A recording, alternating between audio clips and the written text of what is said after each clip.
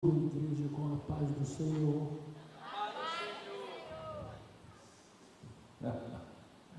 Que bom que você está aí, que bom que eu estou aqui, porque só Deus. Antes de sair de casa, eu falei assim: Glorinha, comprei 2 bolas oficiais, eram meus pés inchados. Mas eu calcei as minhas sandalinhas e estou aqui. Enquanto o Senhor me der fôlego de vida, eu vou estar falando da sua palavra na medida em que Ele mesmo me dê a oportunidade. Os pastores pensam que me convidam, mas não são eles. É o vento do Espírito Santo que move a minha agenda. E por isso, como muitos hoje a palavra está aqui e eles estão olhando para cá, não é? O ensino da Bíblia, não apenas daquele que vos ensina, mas de todos aqueles chamados para o ministério do ensino, ficam um pouco no ostracismo, esquecidos. Mas isso não é comigo, é com o dono da seara, é Ele. Quem sou eu para questionar isso? Eu já sei que os tempos atuais é um esfriamento com relação ao estudo da palavra. É assim mesmo.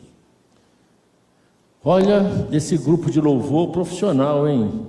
Ô Rondinelli, tu és um Asaf, meu filho. Vou te contar.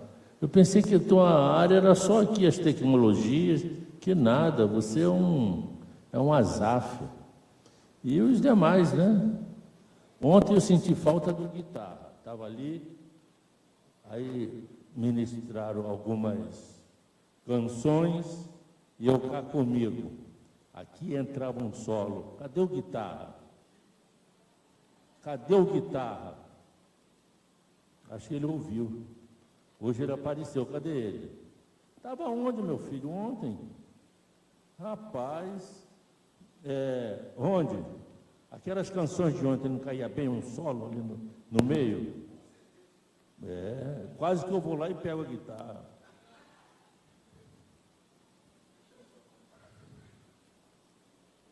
Acho que são pilhas, não? 1, 2, 1, 2, 1, 2, 1, 2. Foi, feijão com arroz. Bifezinho, batata frita, não faz mal. Queridos, Rondinelli, você ainda me mata do coração. 1, 2. Rapaz, Rondinelli, eu sou cardíaco. Mas eu sou cardíaco, meu filho. 1, 2, 1, 2, melhorou. Ele disse que são vocês aí. Queridos, é uma alegria para mim estar aqui. Deus sabe, conhece o meu coração. A oportunidade, o privilégio que eu tenho para ministrar, me gera vida. Não apenas vida biológica, espiritual, mas vida biológica. Eu não lembro dos pés inchados, do formigamento, das dores. Quando eu estou no pó, olho para cá, para mim. Parecem crianças, distraem com tudo. Por favor.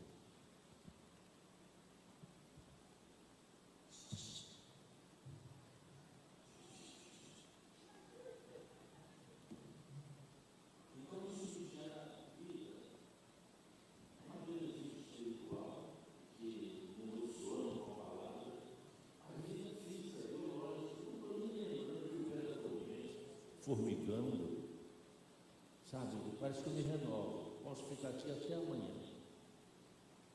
Depois alguém me ajuda a levantar. boa. Nós, em nome de Jesus, vamos atender o seu chamado, que é ministrar a escatologia bíblica. Uma outra coisa que eu gostaria de frisar é a questão dos louvores. Por exemplo, os louvores entoados aqui, maravilhosos, bíblicos, são devocionais. Mas muitos louvores são entoados sem que a igreja saiba do que se trata. Até mesmo os músicos cantam, mas não entendem. Você percebeu esse último louvor? Esse não, o penúltimo. Qual foi? Onde? Do Rio. Como é que... Faz a capela, o refrão. Onde?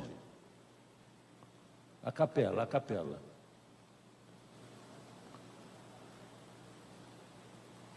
Você nem microfone com esse vozeirão aí. Eu acho que são eles. Quero beber no teu rio, Senhor. Pare. Quem é que quer beber do rio de Deus?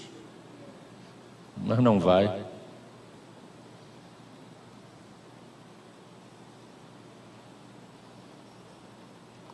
E todos são levados a pensar que Deus vai prover um rio para a gente beber. Sacia minha sede, lava o meu interior. É válido. A poesia é válida. Se eu beber do Senhor, não é? Eu vou me purificar, lavar o meu interior. Mas no caso, quem é que lava o meu interior? Não é o rio. É a palavra. Está lá em João 15. Quem estiver limpo, ele limpa mais para dar mais frutos ainda. Vós já estáis limpos com a palavra que vos tenho pregado. Não é com o rio. O poeta usa a licença poética para devocionar. Onde? Aí diz que por onde os rios passaram? Por onde? Por onde o rio passar, tudo vai transformar, pois leva a vida do próprio Deus. Esse rio está nesse lugar. Pare, ainda não está. Não está.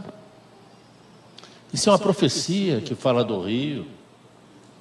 E o rio, por onde ele passar, tudo vai transformar? Isso é verdade. E esse rio leva a vida de Deus? Também é verdade. E esse rio está neste lugar? Não está. Me parece que o autor desta canção, não sei se é a Ana Paula, deve ser a Ana Paula. Ana Paula é uma mente prodigiosa, mas precisa ensinar. A canção precisa ter ensino. Esse é o rio de Ezequiel 47, o rio de águas vivas, que será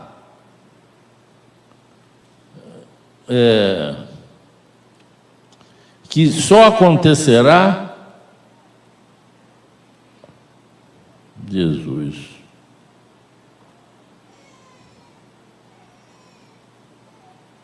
pode botar aí do telão, Ezequiel 47, nem bota, Ezequiel e Zacarias, eu explico, diz que por onde esse rio passar, tudo vai transformar.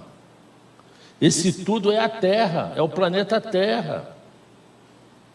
Nem eu nem você vamos beber desse rio que vai transformar, vai revitalizar, vai fazer reviver a Terra. Porque nesse momento que o rio estiver correndo, nós já somos novos corpos, já somos corpos incorruptíveis. Nós não precisamos beber da água desse rio para vivermos, porque já temos vida e vida ressurreta. Esse rio é o rio que vai correr de Jerusalém. Correndo de Jerusalém, quando Jesus estiver em Jerusalém, na sua volta. E Zacarias 47 Ezequiel 47 e o profeta Zacarias diz que esse rio vai brotar do limiar do templo em Jerusalém, quando Jesus estiver lá. E esse rio, ao descer,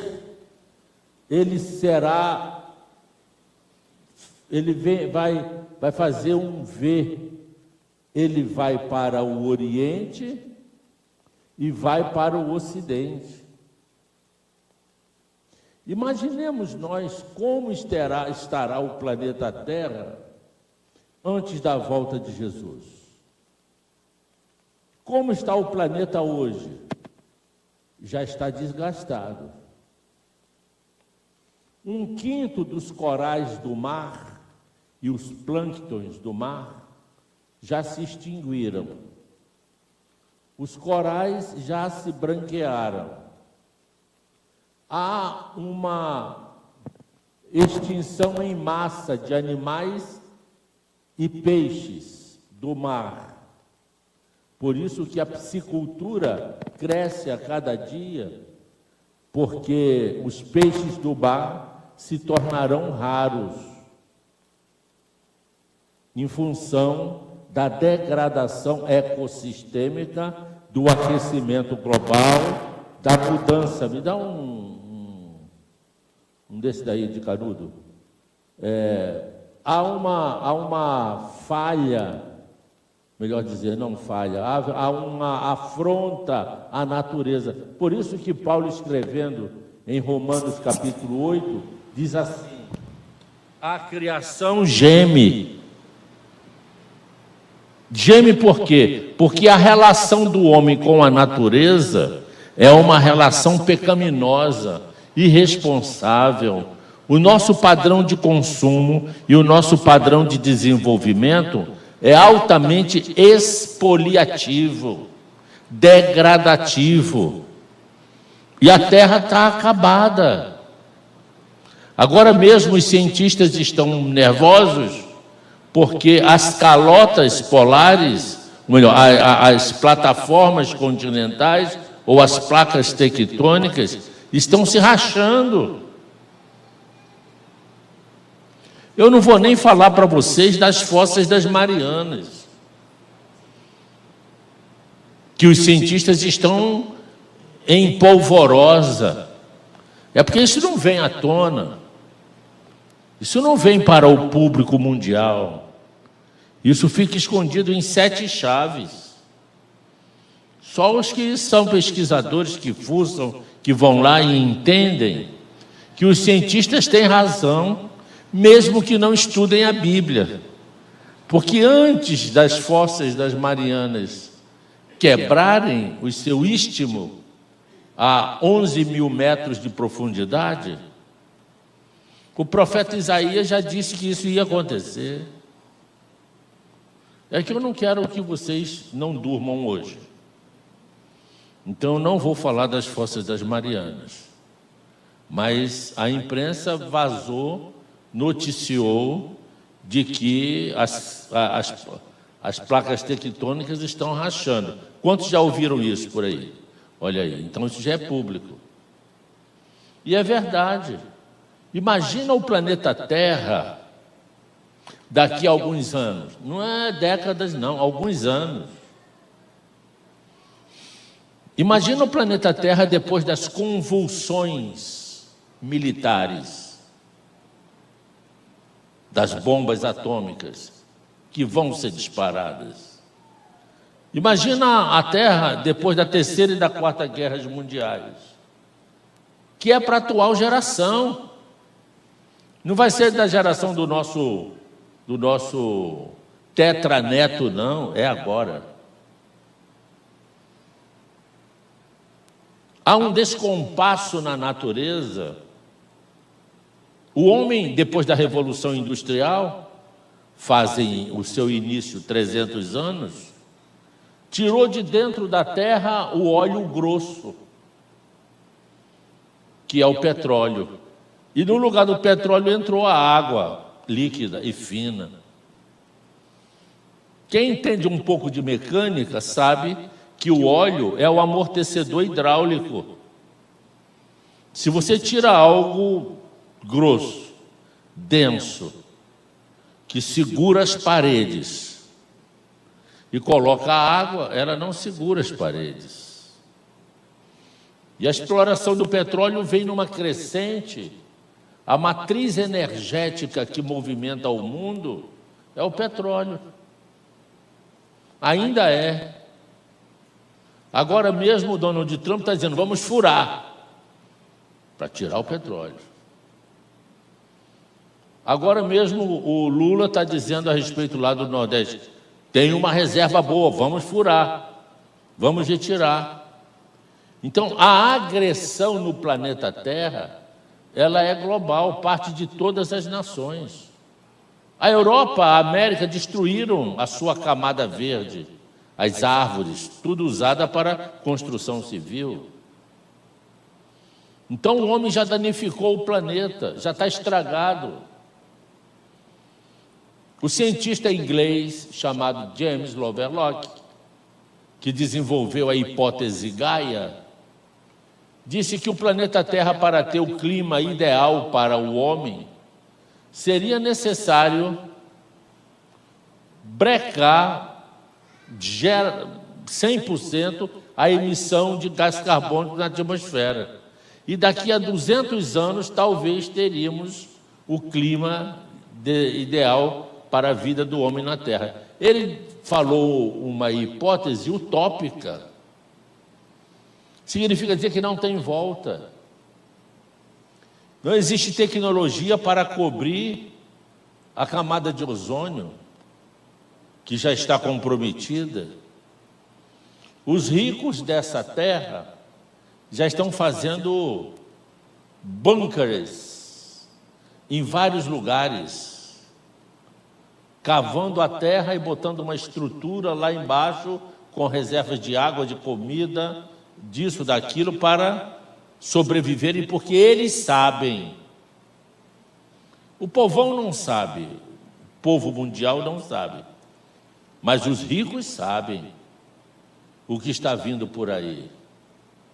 Lá na Suécia tem um projeto chamado Arca de Noé, que é um bunker a 80 metros de profundidade, que guarda as sementes dos vegetais para uma necessidade de replantio na terra, depois de catástrofes, possíveis catástrofes. Só que não serão possíveis, serão reais. Os cientistas sabem, mas antes deles saberem, Isaías e Jesus revelou também no Apocalipse.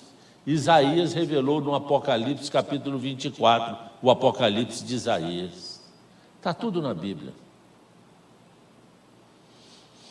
Pastor, então Jesus vai voltar para quê? Para supervisionar os escombros? Não. O livro de Atos, capítulo 3, diz que ele virá, que o céu o guarda, até ao tempo do refrigério e da restauração de todas as coisas. A terra vai estar em escombro, estragada, a criação geme, a natureza é corrompida pelo homem. E o que ele vem fazer aqui? Levar a igreja para o céu? Isso é uma tolice teológica. A vinda de Jesus não tem esse objetivo, de nos levar para o céu. Até porque o nosso encontro com ele será nos ares. e depois nós voltamos com ele à terra. E o que ele vem fazer aqui conosco? Contratar servente de pedreiro, ou pintor, ou carpinteiro para consertar o planeta? Claro que não. E como ele vai consertar o planeta, pastor? Para que o milênio, para que ele reine nas nações ainda durante 1000 anos nesse planeta estragado. Existe um rio, Senhor. Está aí o rio. É o rio. É o rio de águas vivas que corre do limiar do templo em Jerusalém. Profecia de Ezequiel e de Zacarias, que diz: quando essas águas brotarem em Jerusalém, que estará a mais de 1000 metros de altitude, por gravidade, a metade das águas fluirá para o Oriente e vai desaguar, sabe onde? No Mar Morto. E a Bíblia diz que o Mar Morto, o que não tem vida, se encherá de vida e de muitos pescadores, porque a nanotecnologia do poder, a vida que o rio retém, é a vida de Deus nele, que vai restaurar o Mar Morto. A outra metade desse rio correrá para o Mar Ocidental. Quando a Bíblia fala Oriente e Ocidente, é a partir de um marco zero. Qual é o marco zero? Jerusalém. O Mar Morto fica ao oriente de Jerusalém e o rio sai de Jerusalém, do limiar do templo, e vai para o Mar Morto e restaura o Mar Morto. A outra metade sai de Jerusalém, corre para o ocidente, também deságua no mar. Que mar? O grande mar. E qual é o grande mar que a Bíblia se refere? O Mediterrâneo. Quando as águas caírem no Mediterrâneo, as descentes levarão essas águas que sairão ali através do canal na Península Ibérica. E essas águas cairão no Atlântico, nos mares, nas lacustres. E na enchente do Atlântico, essas águas, as correntes levarão as calotas do norte, que recongelarão o norte, que está descongelando. E na descente, na maré vaziando, elas vão até a Antártica, restaurando e reconstruindo também. Se ligam no Pacífico, se ligam no Índico, entram pelas fozes dos rios, restaurando os mangues, os manguezais, que são os berçários da vida marinha, e as matas ciliares. Tudo terá vida novamente por onde esse rio passar. E até a atmosfera será recomposta, porque a evaporação dessas águas alcançarão os gases nobres e irão restaurar a atmosfera para que haja um clima ideal para que a terra ainda sobreviva 1000 anos, momento em que o rei estará reinando. Jesus não vai reinar sobre os escombros. O que há de se lamentar é que uma canção tão linda como essa seja apenas uma melodia poética, porque não tem quem explique do que se trata. Aí vira algo místico sem entendimento. É isso que está rolando aí nas igrejas. Canções que, quando falam do texto, não explicam o texto. Amanhã é o último dia deste seminário, dessa conferência. Estão aqui os que resistem. no domingo de manhã teve um grupo maior, à noite teve acho que um pouquinho maior, hoje já está diminuído. Eu não faço a mínima questão de quantidade, porque Deus já me falou que meu ministério é porta estreita. Mas os que gostam da palavra, e em especial da escatologia, perseveram. Outros ficam pela estrada. Outros preferem estar em casa, pela internet, mas estão ligados. Porque o que nos alimenta, nos dá esperança, nesses dias maus, é a palavra. O que está rolando no Brasil, de sexta-feira para cá, não está no gibi. Dizem que é a festa da carne. Ah, é mais do que isso. É a festa das trevas. Estão sendo invocados os demônios.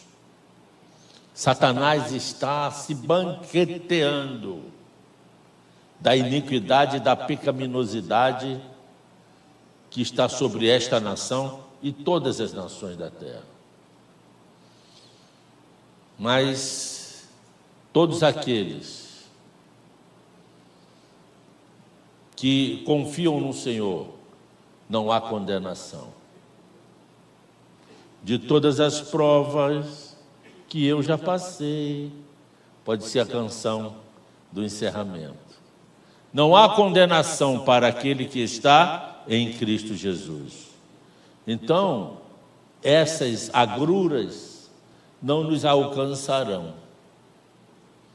Porque antes que a coisa se torne insustentável, diga, se torne insustentável, eu serei arrancado daqui para o encontro com Ele nos ares e estarei sempre com Ele. Amém?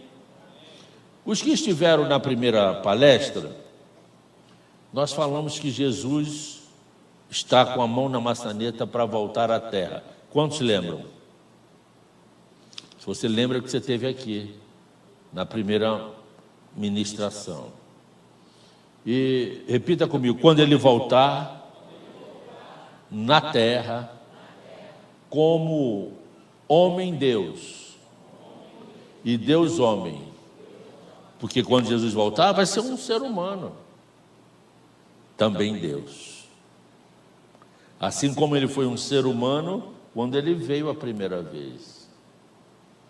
E quando ele voltar, ele se hospedará no Copacabana Palace, lá em Copacabana. Amém?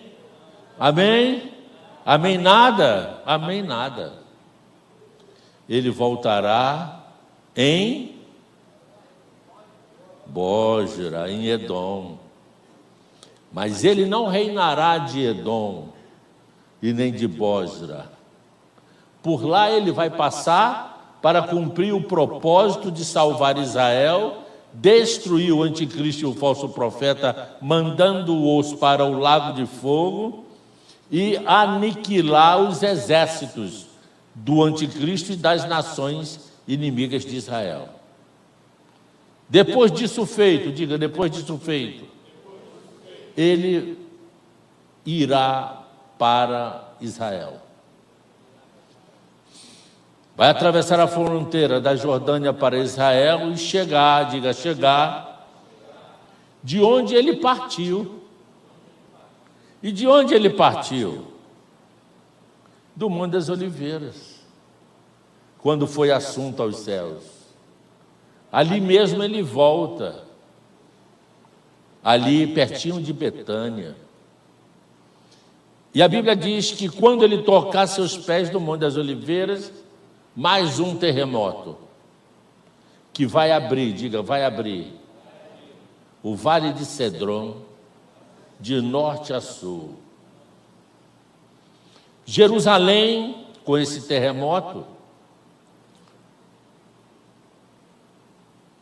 vai subir mais um pouco, Hoje já está a 900 metros de altitude. Sobe mais, não sei quanto mais.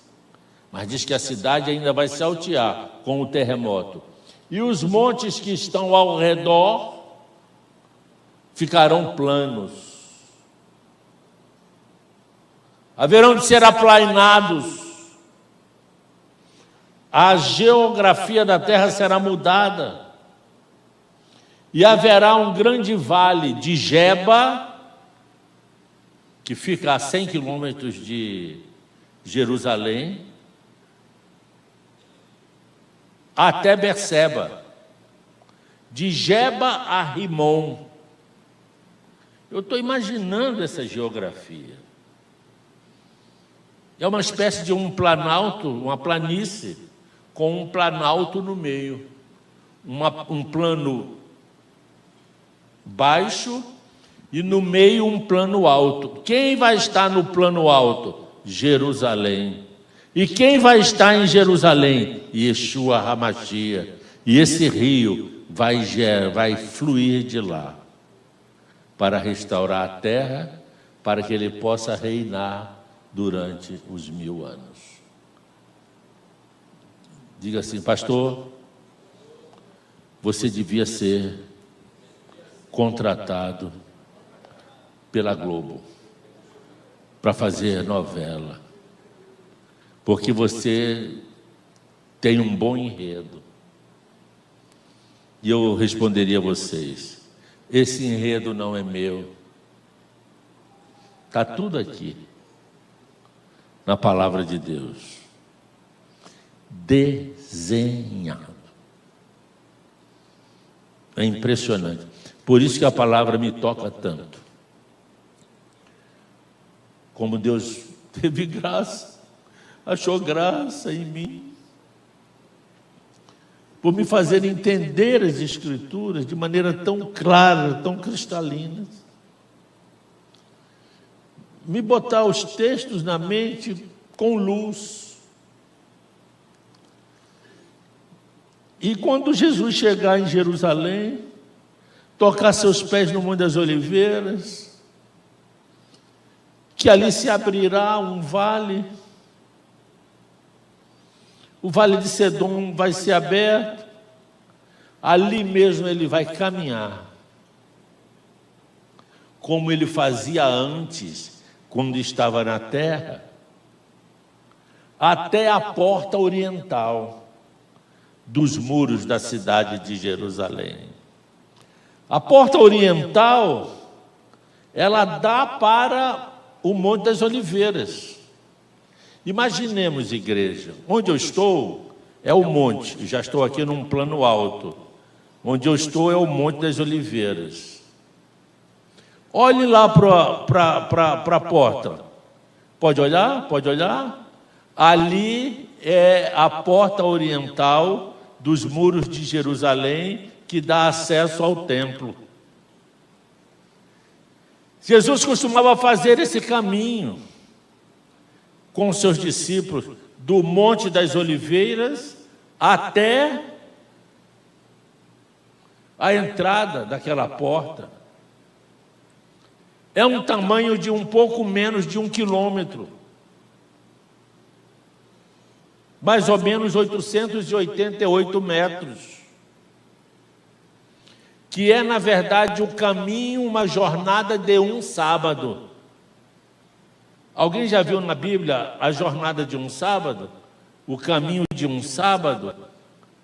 Era o percurso que era autorizado os judeus andarem no dia de sábado, para não corromper a lei. É como se a lei autorizasse no sábado. Você só pode andar até 888 metros, ou seja, 2.000 côvados. Porque se você fizer longas caminhadas no sábado, você está corrompendo a lei. Por isso que Jesus, quando falou da destruição de Jerusalém, ele disse: tomara que isso não ocorra no sábado, porque no sábado ninguém pode fugir, além de 888 metros. Como a Bíblia é coerente, como ela é harmônica. E quando Jesus vier, que atravessar o Vale de Cedron, que o Monte das Oliveiras se abrir, ele vai entrar pela porta oriental da cidade. A profecia diz isso. E aí está a porta oriental, é a porta real que está lá. Isso aqui não é desenho, é fotografia. A porta dourada de Jerusalém, o caminho do rei. Porta dourada somente a partir do século XVI. Em inglês chama-se Golden Gate, a porta dourada, a porta de ouro. Por quê? Por que a porta de ouro?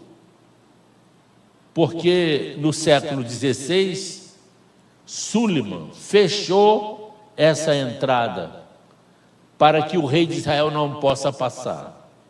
Que coisa, hein?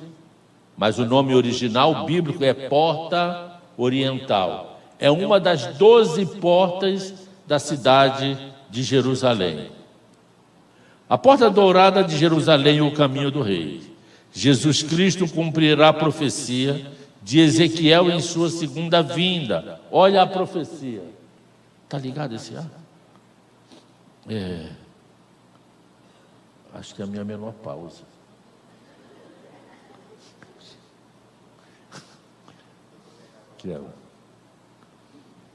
Não é menopausa não. É andropausa? No meu caso é menopausa. É a minha parte feminina. É o meu lado feminino. Calor. Jesus, olha o texto. Ezequiel 44, de 1 a 3. O pessoal lá de trás, está dando para ler aí? Sim ou não? Tá? Ok? Faz assim se tiver. Ok, obrigado. Então o homem me fez voltar para o caminho da porta exterior do santuário, que olha para o Oriente, é a porta oriental, a qual estava fechada. Disse-me o Senhor: esta porta permanecerá fechada, não se abrirá,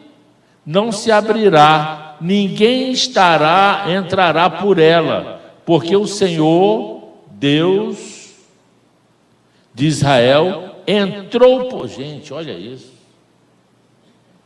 Gente, isso é Bíblia. O texto está de... Obrigado, Índia. O texto está dizendo que Deus entrou por essa porta porque o Senhor, Deus de Israel, entrou por ela, por isso permanecerá fechada. Quanto ao príncipe, ele se assentará ali por ser príncipe, para comer o pão diante do Senhor. Pelo vestíbulo da porta entrará e por aí mesmo sairá. Ou seja, se a porta está fechada, mas o príncipe vai entrar e sair por ela, então ela será aberta.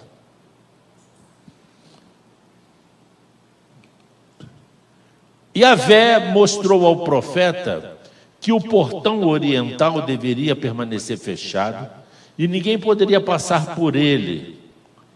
Olha aí como é. Isso aí é real. Olha as duas portas lá fechadas. Foi fechada por Suleiman no século XVI da nossa era. Vocês estão vendo que na frente dela tem um cemitério? Porque esse príncipe muçulmano, Suleiman, disseram a ele que o rei de Israel iria entrar por aquela porta, como diz a profecia. Aí ele falou assim: então vou mandar fechar. Por aqui ele não entra. Olha isso. Tem mais, vou botar um cemitério lá na frente, porque rei de Israel não passa por cemitério. O judeu, sacerdote, não entra no cemitério. Vou plantar um cemitério lá. Aí que ele não vai entrar mesmo, pisar aqui. Olha isso na cabeça do ser humano. Ah, Jesus. Yahvé havia abandonado o templo pelo portão oriental. Olha isso. O povo de Israel entrou em cativeiro. Nabucodonosor dominou Jerusalém. E a glória do Senhor estava dentro de Jerusalém, diz o texto, no templo, no Santo dos Santos, onde era guardada a Arca da Aliança. Ninguém podia entrar lá. Só o sacerdote, de mês em mês, para limpar a mesa da propiciação, onde era derramado sangue. E o sacerdote entrava com suas vestes talares, ou seja, as vestes compridas, e embaixo com sinetes, sinos, que quando ele andava, os sinos faziam barulho, belelém, belelém, belelém, belelém, e com uma corda amarrada no tornozelo, para limpar a mesa da propiciação no Santo dos Santos, para chegar perto da arca. Isso tanto no tabernáculo quanto já no templo. Porque se os que estivessem lá de fora não ouvissem mais o barulho dos sinos, é porque o sacerdote parou de andar. E puxavam, e ele não andava. Quem vai lá tirar o corpo? Rondinelli. Ele já disse que não ia. E ninguém ia mesmo.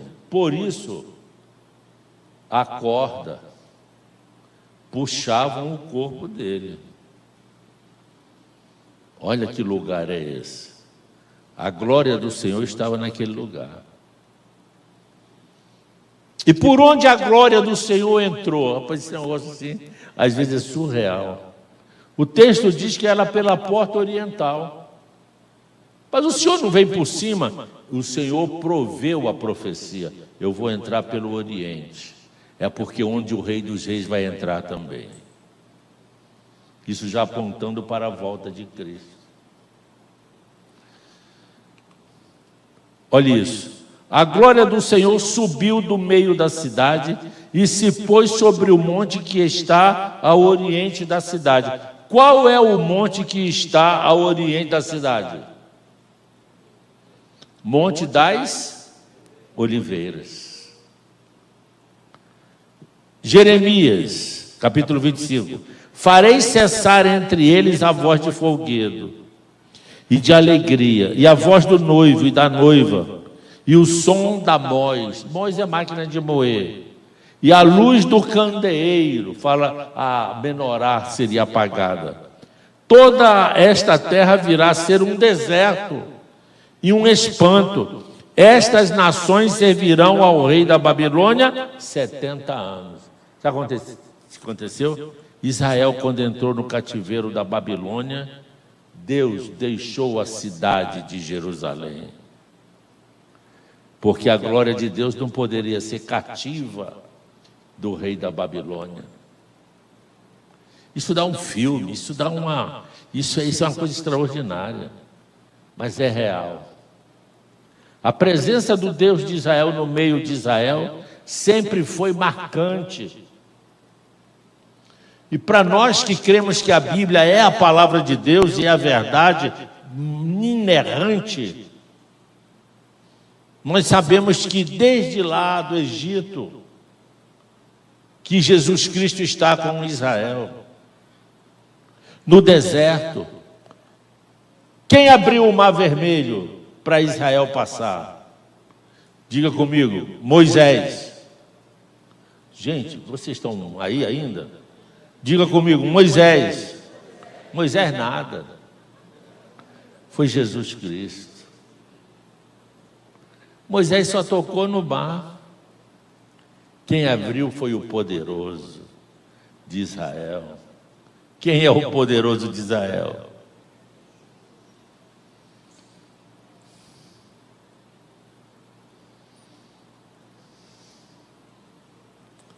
Quem era aquela nuvem durante o dia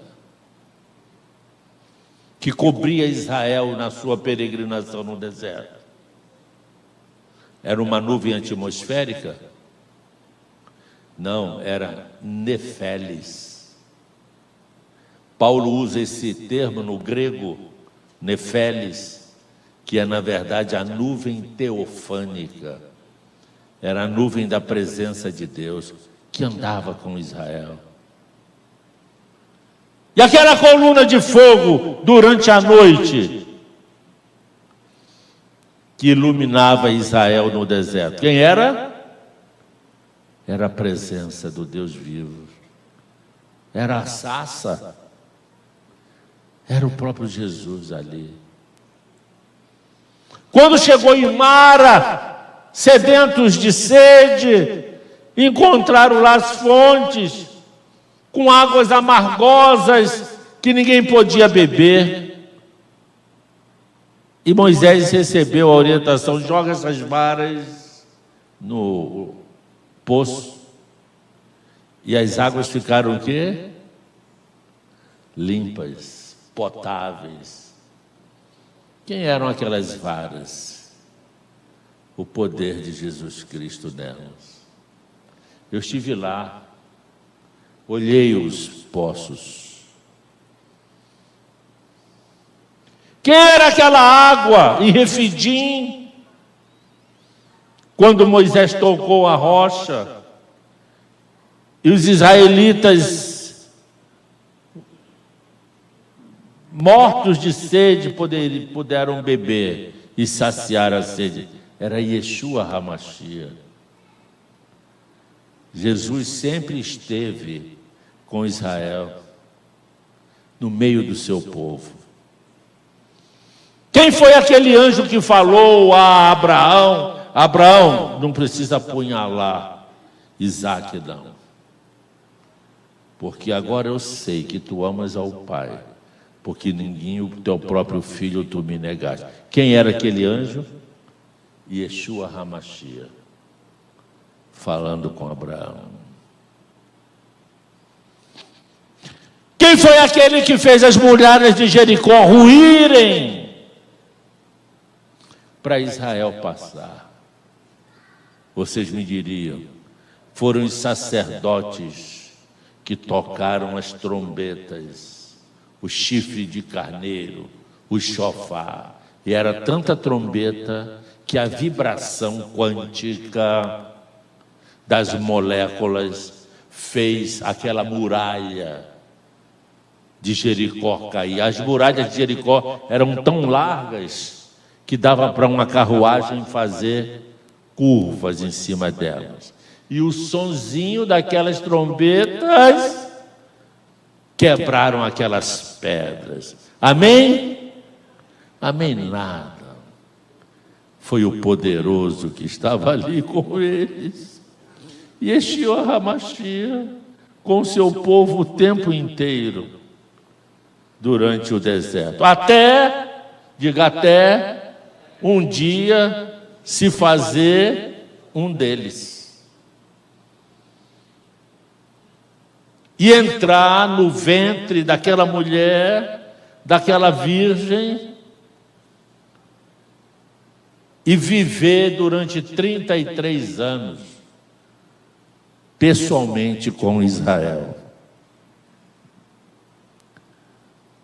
Mas quando, antes disso, os judeus também tinham Deus em seu meio, do Santo dos Santos estava o poder de Deus, a glória de Deus. Só que quando Israel entrou em cativeiro, o Senhor retirou a sua glória do templo, da cidade, e entregou Israel ao cativeiro da Babilônia. Pode levar. Meu servo Jeremias profetizou e 70 anos esse povo ficará cativo do rei da Babilônia. E ficou. Aqui, não sei se dá para você ver por aí bem, é mais ou menos o esboço. Aqui o Monte das Oliveiras. Aqui não aparece. Deixa eu ver se dá para... Quem está vendo o Monte das Oliveiras daquele lado lá? Lá atrás. Estão vendo lá escrito, ó, Monte das Oliveiras, perto do Getsemane? Amém ou não amém? Vocês estão vivos? Amém ou não amém? Aqui, está vendo ali escrito templo? Então ali é o Oriente. Aquela porta ali, diante do templo, aquela lá de cá, é a porta oriental, por onde Jesus vai entrar e por onde a glória de Deus entrou também, para o templo.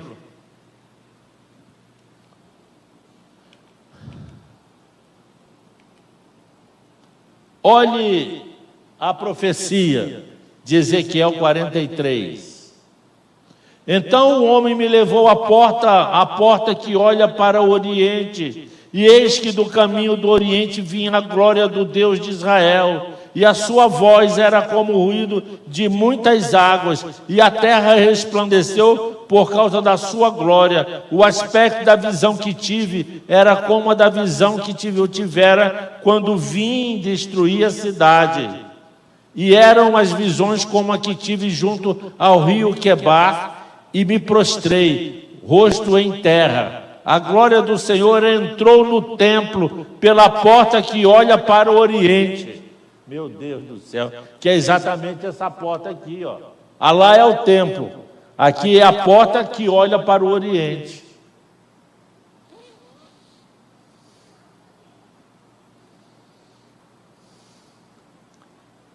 Meu Deus, o Espírito me levou e me levou ao átrio interior, e eis que a glória do Senhor enchia o templo. Que experiência, hein? Será que é difícil de crer nisso?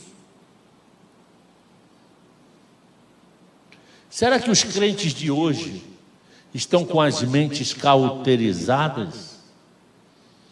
É mais fácil crer num garoto de 14 anos, ou em algumas mulheres por aí, ou alguns homens por aí, que se dizem pastores, trazendo essas heresias a títulos de profetadas, de revelações. Nesses embusteiros, nesses charlatões, os membros das igrejas creem que a glória do Senhor... A Bíblia não crê nos profetas. Isaías, cantar em hebraico não tem o superlativo, não tem o santíssimo. Por isso que ele ouvia, Santo, Santo, Santo, Santo, Santo, Santo, Santo, Santo. Isaías viu essa teofania e creu. Você não crê?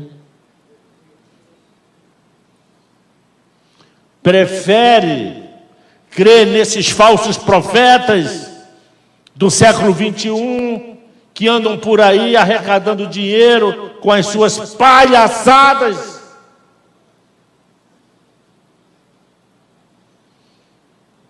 A presença do Deus Altíssimo no meio do seu povo sempre foi magnífica, extraordinária, transcendente, mas real. Como é magnífica, extraordinária, transcendente, mas é também real o habitar do Espírito Santo em cada um de nós.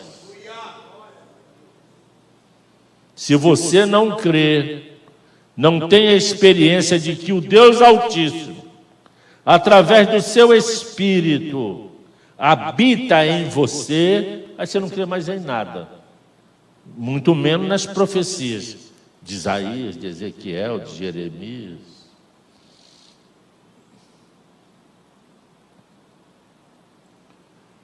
Tem determinados ministérios por aí que batem no peito e dizem assim: o meu ministério é neopentecostal,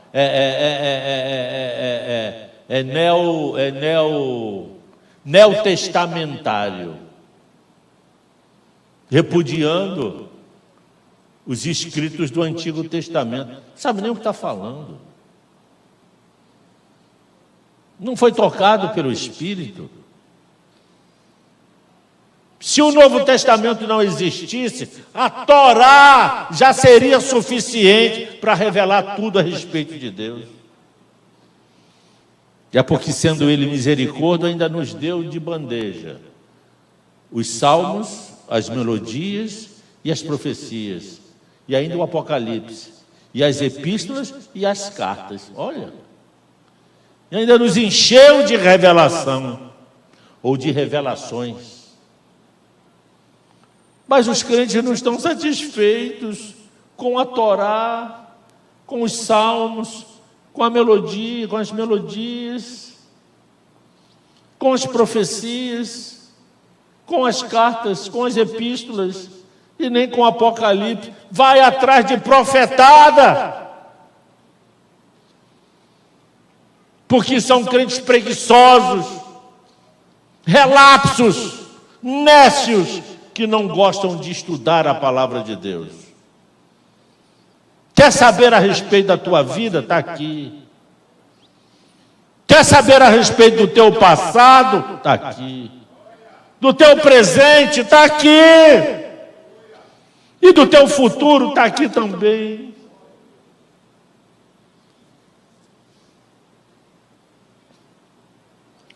Pastor, mas Deus não fala com a gente? Tal, fala. Claro que fala. Mas não julgue o profeta. Deixa falar, pastor, é isso que eu te digo. Se alguém tiver aí e quiser me mandar um rolo, deixa eu acabar e eu vou escutar o teu rolo. Com educação. Não vou te distratar, não. Em casa eu meto malho, mas eu vou te ouvir. Com toda educação. E vou dizer assim: pai, faz a profecia ser cumprida, senão aquilo é um Ananias, charlatão, falso profeta. Mas Deus pode mandar um recado para mim, claro que pode, por intermédio de alguém, e ser real, como eu já recebi.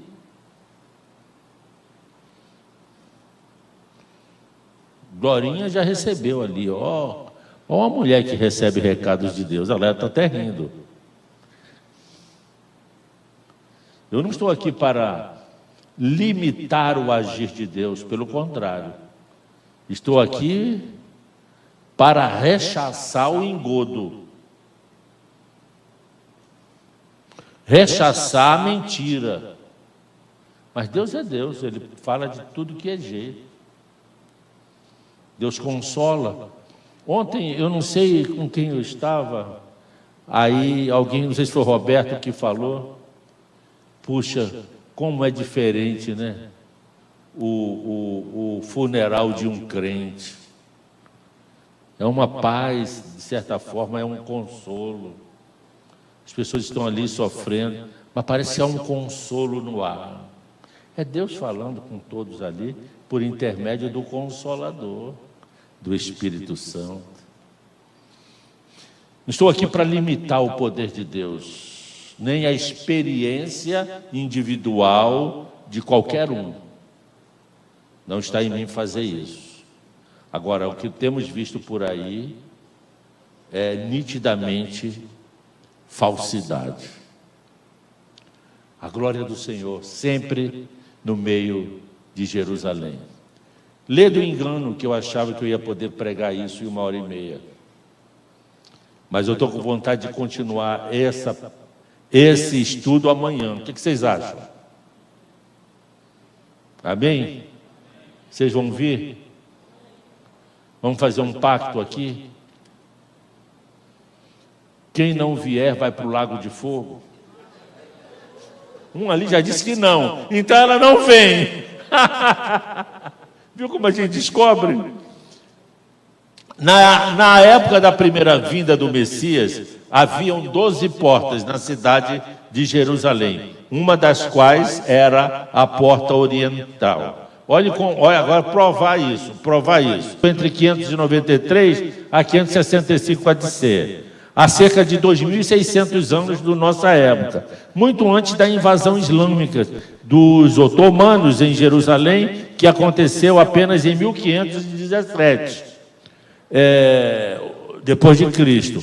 O templo não havia sido nem reconstruído, e Ezequiel disse que o Messias judeu passaria pela porta oriental do templo, ou porta dourada, porta de ouro, e que depois disso ela seria fechada até o fim dos tempos. Gente, isso é magnífico. A profecia falou de algo que só foi acontecer na época de Jesus. O templo não havia nem sido reconstruído, mas a profecia diz que haveria o templo, que haveria a porta e que Yeshua passaria por ela. E isso aconteceu. Isso é Bíblia. Como é que esse homem, Ezequiel, ia saber disso? 2.700 anos antes de acontecer, aliás, 600 anos antes de acontecer, ele profetizou isso. E aconteceu. Está aqui. É um outro esboço. Aqui está o Monte das Oliveiras, aqui do lado, aqui a porta oriental, onde tem o templo. Aqui o Getsemane, nós vamos ver isso filmado. Se der tempo hoje, até 8, né? Onde? 8 para as 10? Pastor Paulo não está aqui, a gente... Daqui a pouco ele liga. Onde não é Luiz Pedinaldo? Já chegou? Ih, daqui a pouco ele risca aqui. Tá aí. Aí isso aqui já é real. Já é uma fotografia. Lá em cima. Pena que não tem nenhuma caneta, né, para apontar. O luterano não consegue. Lá em cima, tá vendo? Lá em cima? Lá em cima é em cima. Ali é o Monte das Oliveiras. Tá vendo aquela vegetaçãozinha? É o Monte das Oliveiras. Aqui embaixo, onde tem a cúpula dourada, está dando para ver a cúpula dourada? Está vendo? Ali era o lugar do templo. Jesus descia de lá, passava por ali. Ezequiel diz que a glória do Senhor vinha de lá, passava por ali, e dali saiu, voltou para lá. Essa é a geografia da profecia bíblica, que eu creio como verdadeira. Está aqui, mais explícito ainda. O número 3 é o Monte das Oliveiras, é o Vale de Cedron. Embaixo, Vale de Inom. Não, o número 3 é o Monte das Oliveiras. O número 1 é o templo. A distância é essa: 888 metros, ou 2.000 côvados, que é o caminho de um sábado. Yeshua, Jesus, em sua última ida a Jerusalém, antes de ser crucificado, desceu o Monte das Oliveiras, cruzou o Vale de Cedron e entrou pela porta oriental, acessando diretamente o pátio do templo, um percurso até lá, o pátio de 1.080 metros, o caminho de um sábado. Isso está registrado em Atos, capítulo 1, versos 12. A porta dourada de Jerusalém, o caminho do Senhor. Agora aqui uma explicação. A distância aproximada, isso para você entender o que era na tradição judaica, o que quer dizer o caminho de um sábado. A distância aproximada de 2.000 côvados, cerca de 888 metros, segundo a tradição judaica, era o percurso permitido a um judeu percorrer sem violar a lei. Esses textos estão lá em Atos 1:12, Êxodo 16:29, Números 35:5 e Josué 3:4. Anotaram? Vou passar, não vou ler os textos não, senão não saio daqui hoje. 2.000 côvados.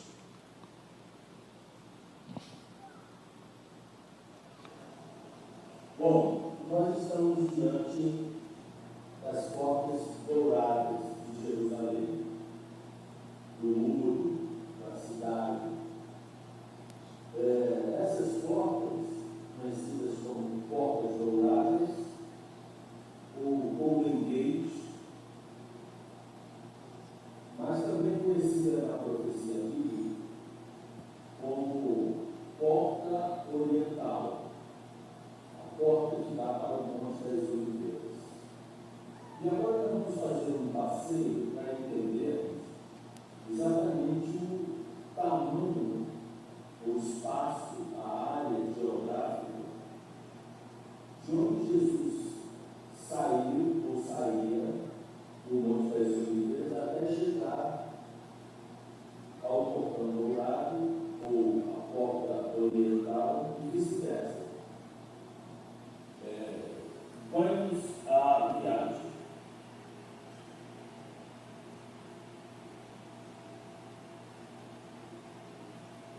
O que está de frente aí, você vê, é um cemitério muçulmano, construído ali com o propósito de evitar a entrada do Messias por essas portas, na sua volta. Então aqui você vê toda a área, e nós estamos aqui fazendo um tour em Jerusalém. Isso aí não é real, é a área real. E antes que cheguemos ao Monte das Oliveiras, vamos dar um pulinho aqui. Aqui nesse lugar, observem bem, é o Getsemane, onde Jesus se retirou para orar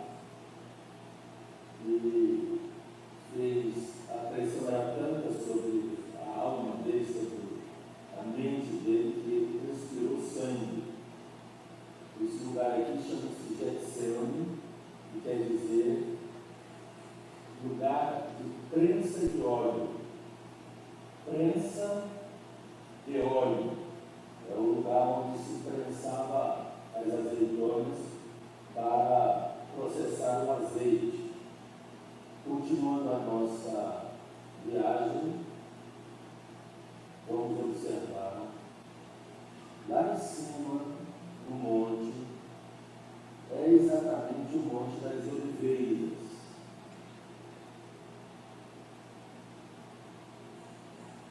Observe, é este lugar que eu vou parar para irmos lá, no Monte das Oliveiras.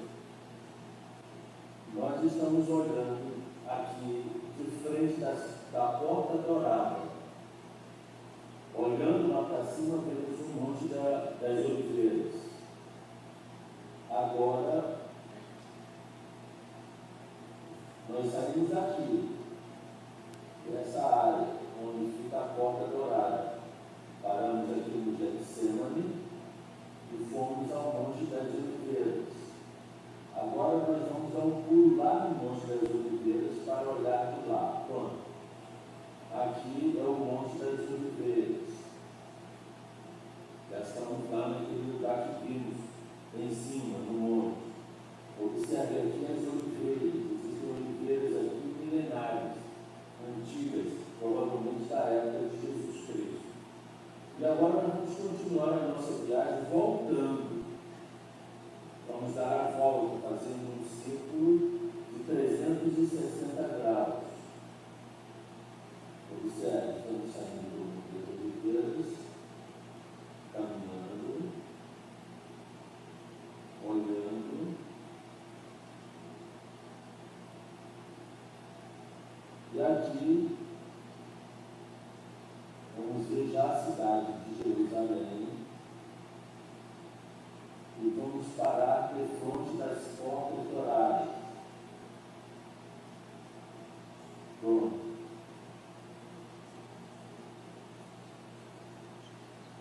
Olha a cidade.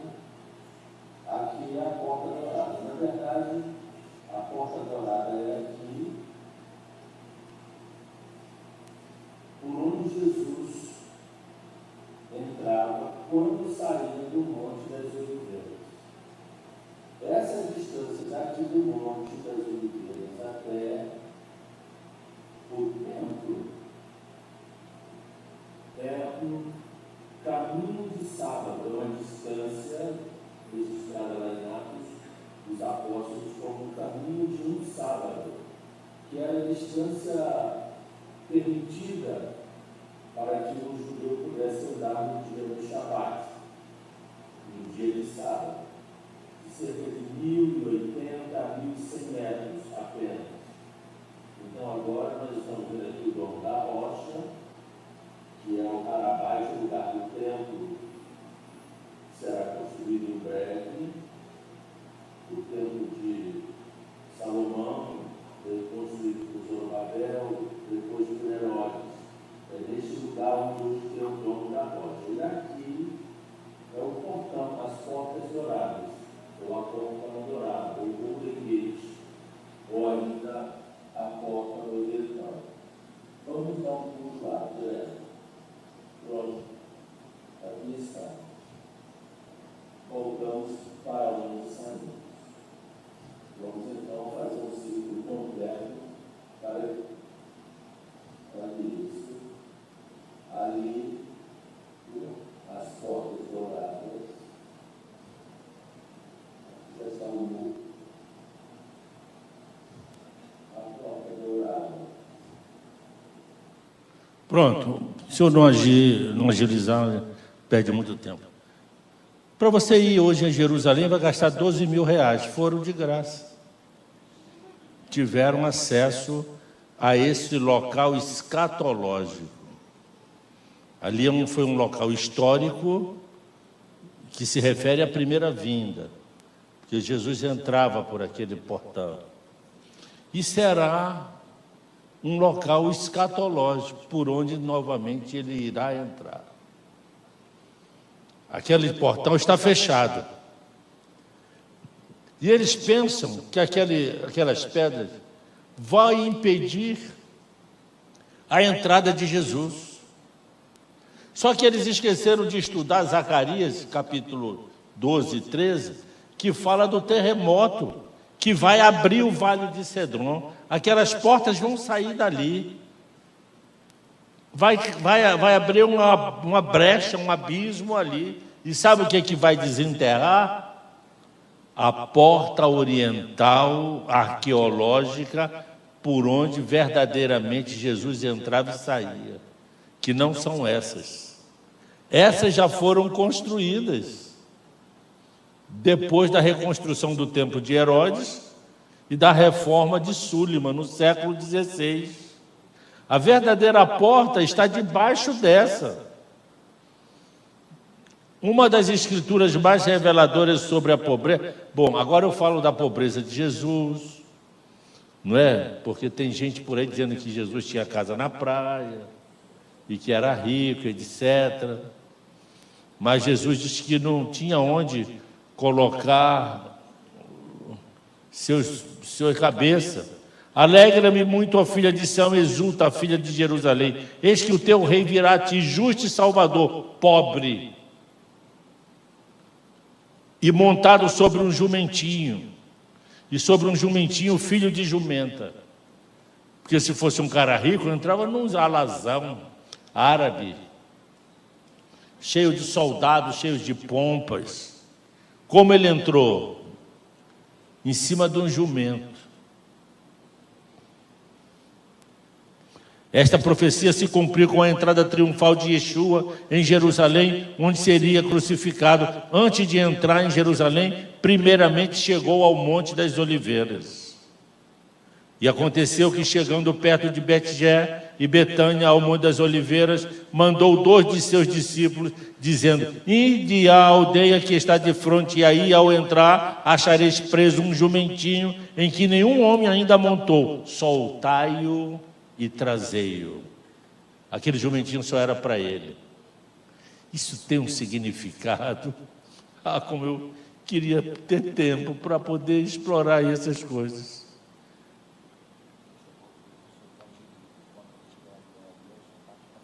Então tá bom. Ok. E aconteceu que, chegando perto de Betjé, mas já passei isso aqui. Em seguida, o rei dos reis desce humildemente o Monte das Oliveiras. E trouxeram a Jesus, e lançando sobre o jumentinho as suas vestes, puseram Jesus em cima. Tendo descido o vale de Cedron, chegando à porta oriental, o Messias se lamentou sobre a cidade, revelando que viriam dias em que a cidade e o seu templo seriam destruídos, pois não reconheceram quem vos estava visitando. E quando ia chegando, vendo a cidade, chorou sobre ela. O que eu queria mostrar para vocês?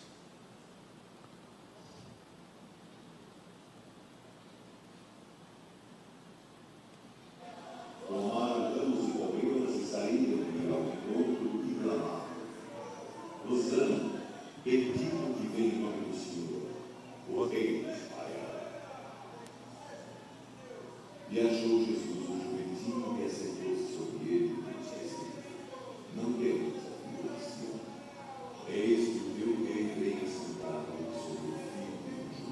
Profecia cumprida. O profeta falou isso 600 anos antes disto acontecer.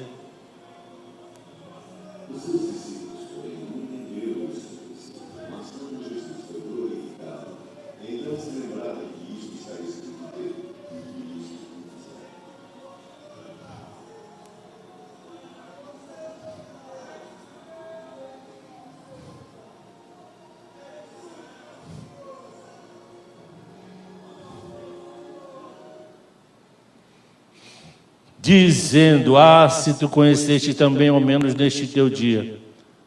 Aqui Jesus está profetizando o que aconteceria com Jerusalém. Olha aqui Lucas 19. E te derrubarão. Quem será derrubado? A cidade. E a ti e aos teus filhos dentro de ti. Ou seja, os judeus morreriam, iriam perecer, se estiverem. E não deixarão em ti quem? Em Jerusalém. Pedra sobre pedra, pois não reconhecestes o tempo da tua visitação. Você sabe o que quer dizer isso? Jesus estava dizendo para os seus conterrâneos: vocês não estão sabendo quem está visitando vocês. Vocês são nécios. Vocês são curtos de entendimento. Isso porque ele foi gentil. Porque se sou eu falar, vocês são burros. Vocês não estão entendendo. Você já pensou? O Machia, o Messias de Israel, prometido em toda a Escritura, está visitando eles, e eles não entendiam. E do Monte das Oliveiras ele olhou para a cidade e falou: Jerusalém, Jerusalém, que mata os teus profetas, te arrasarão, e os teus filhos dentro de você. Quem são os teus filhos? Os judeus. Aconteceu exatamente como Jesus falou. Na Páscoa do ano 70, Tito cercou a cidade com as legiões romanas e destruiu avassaladoramente, não ficando pedra sobre pedra. A área de Jerusalém passou a ser morada de chacais, virou ruínas. 1.198.000 judeus morreram em 6 meses. Flávio Joséfo relata isso. 110.000 corpos foram lançados por cima dos muros da cidade, porque também tinha uma guerra civil dentro da cidade. As mulheres matavam os bebês para comê-los. por causa da fome. Os sacerdotes foram mortos, o templo saqueado, levados para Roma, os objetos de ouro. 70 mil judeus voltaram cativos para o Egito e outros 70 mil foram para Roma para servir de espetáculo no Coliseu de Roma.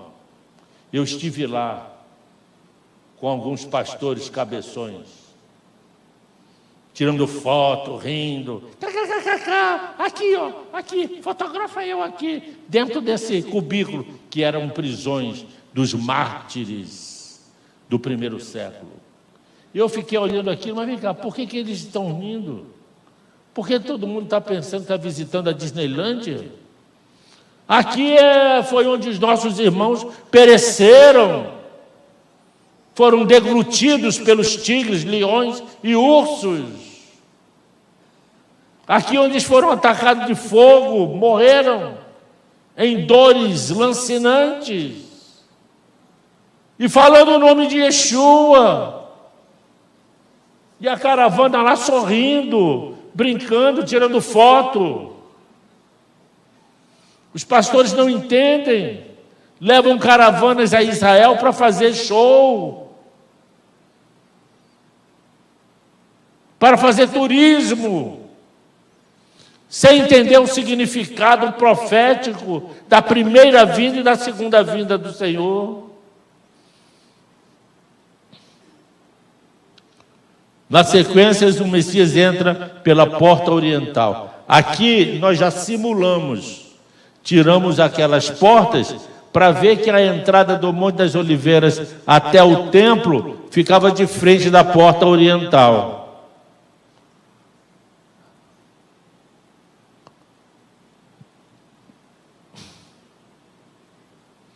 Eu vou adiantar. O caminho inverso. A cidade do rei espera a sua volta. Em Zacarias capítulo 14, é descrito a segunda vinda de Yeshua sobre o mesmo Monte das Oliveiras, ocasião em que ele aniquilará o anticristo, o falso profeta e os exércitos das nações inimigas de Israel, para em seguida cumprir Ezequiel 43 e 44. Ponto. Nesse particular, primeiro ele faz isso lá em Edom, lá em Bósra, e depois vem para o Monte das Oliveiras para declarar vitória. O monte se abre e aí ele entra pela porta oriental. Onde eu quero chegar, e eu já vou chegar aqui. Naquele dia seus pés estarão sobre o Monte da Oliveira, a leste de Jerusalém, e o monte se dividirá ao meio, de leste a oeste, por um grande vale. Metade do monte será removido para o norte e a outra metade para o sul. Já pensou que terremoto que vai ser? Já estou entregando a palavra em 1 minuto. Esse homem aí é o Suleiman. Em 1542, o sultão Solimão, líder do Império Otomano, atual Turquia, estava a reconstruir os muros externos que levariam para o Domo da Rocha, local onde o templo de Deus. Está aí o Domo da Rocha. Quem não conhece? Essa construção é exatamente no lugar do Monte Moriá, onde foi construído o Templo de Salomão. Esse monte essa construção tem que sair dali, para que o templo, o terceiro templo, seja construído. Isso não sei como vai ser, uma bomba, um acordo político, mas eu só sei que é na nossa época, está para acontecer. Está aí, eu vou passar. Isso aí é o que está dentro do Domo da Rocha, é uma pedra. Sabe que pedra é essa? Foi onde Abraão levou Isaque a sacrifício. Por isso, antes do templo ser sagrado, o monte é sagrado. Qualquer templo construído em qualquer lugar do mundo a pretexto de templo de Salomão é uma heresia. Vocês entenderam? Porque primeiro o monte é sagrado, para que a construção seja sagrada. Aqui foi onde Abraão levou Isaque a sacrifício, e é consagrada. E ali será construído o terceiro templo, que o anticristo vai profanar, e o quarto templo, construído pelo próprio Jesus, quando estiver reinando na terra. Está aí a pedra. Eu estive lá, só não entrei. Essa daí eu consegui, mas os muçulmanos não deixam a gente entrar. Agora o seguinte, aqui está dando para ver bem. Estão vendo aqui aquela parte mais clara? É a parte atual, construída a partir do século XVI, por Herodes, e depois do século XVI, por Solimão, onde ele mandou fechar. Agora, vocês estão vendo essa parte marrom? É a parte da época de Jesus.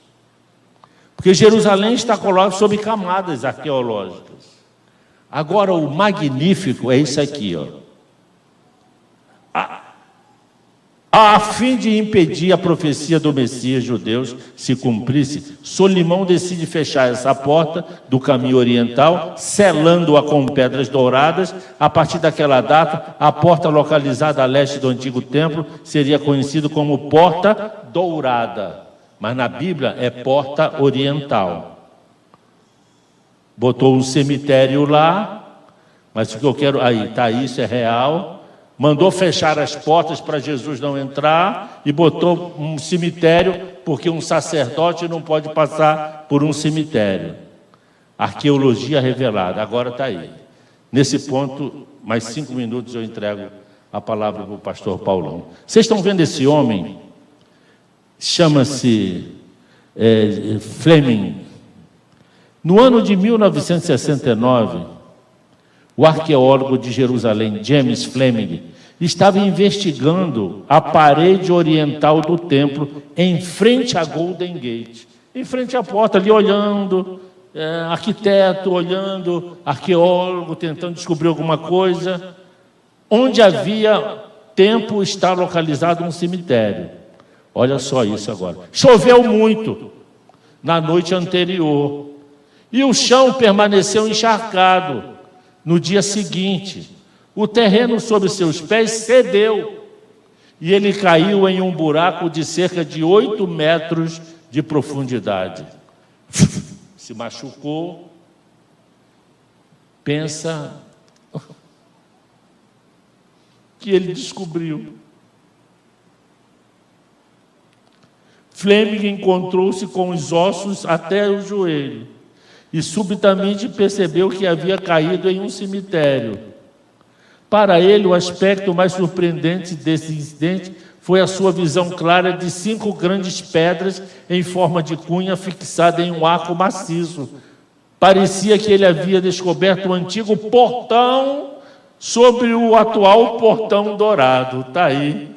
Então notei ele falando, Fleming, com espanto, que na face leste da parede da torreta, diretamente abaixo do portão dourado, havia 5 pedras de cunha formando em um enorme arco que se estendia pela torreta. Aqui estavam os restos de um antigo portão de Jerusalém, a porta oriental, original, por onde o Senhor entrou e saiu na sua época. Estava escondidinho. Abaixo do portão dourado, em que aparentemente nunca havia sido totalmente documentado. Isso aconteceu em 1983. Está aí. Olha isso. Olha o arco mostrando a porta arqueológica do tempo de Jesus, quando ele entrava pelo portão oriental, saídos lá de onde? De onde? Do Monte das Oliveiras.